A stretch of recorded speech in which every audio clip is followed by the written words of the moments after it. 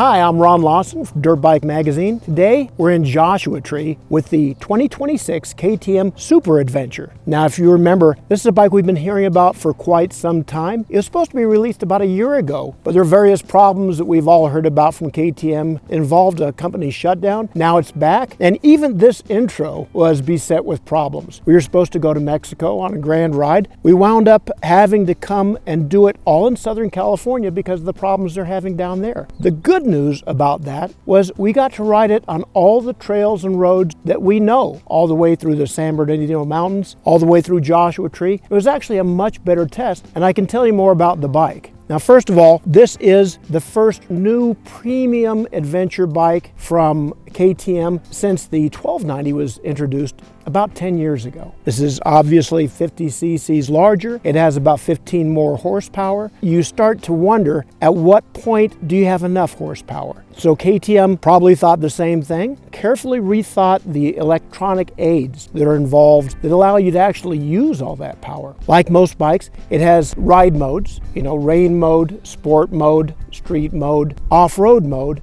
and then for a premium, you get rally mode that lets you fine-tune all the different parameters under each one of those. You can mess with engine braking, you can change throttle response, ABS, and slip control. What really sets this bike apart is that it has dynamic slip control in addition to the multiple layers of fixed slip control that you have. So not only can you adjust how much latitude is the computer going to give you when you want to start sliding and having a little bit of fun, you can also tune it way down, have a fairly high level of intervention, but then if you start to get stuck, if it starts to have problems, you can just give it more throttle, and it changes the amount of traction control that it's offering. There's a number of other features like that. Cruise control is more sophisticated. It has a Bosch sensor in front, so it'll override any setting that you have if you decide to run into the back of somebody. But more than anything else, KTM is really interested in making this not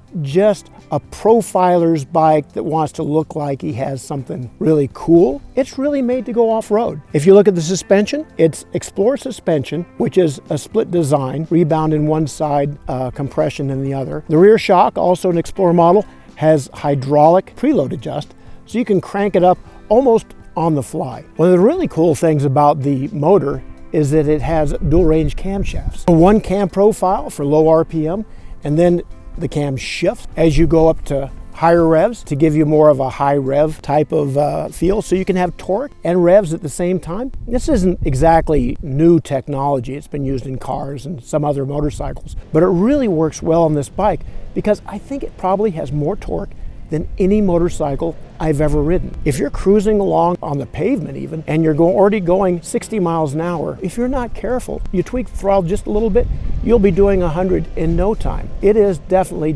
danger for anyone who wants to keep his driver's license. In the dirt, it's kind of a different deal because there's so many different levels that you can tailor to make it controllable off-road that you really don't feel like it's gonna get out of control at any time. Now, that is said with a little bit of reservation though, because I definitely got in over my head a few times. On this ride, we started off here in Joshua Tree. We rode up to Big Bear and back, and again, on some of the very familiar trails and dirt roads that I know well. In one particular zone, we started going through sandy whoop-de-doos, probably at 60 miles an hour. Our photographer, Grant, got in a little trouble there. He came out of it okay. I think he learned to respect the 1390 just like we all did. It's been a really great ride. We're looking forward to getting a little bit more time on this bike on some of the trails we have at home. There's a lot more to learn about it. This is a lot of motorcycle, and it is probably the most powerful motorcycle you can ride in the dirt. And I mean really ride in the dirt, not just take on a dirt road,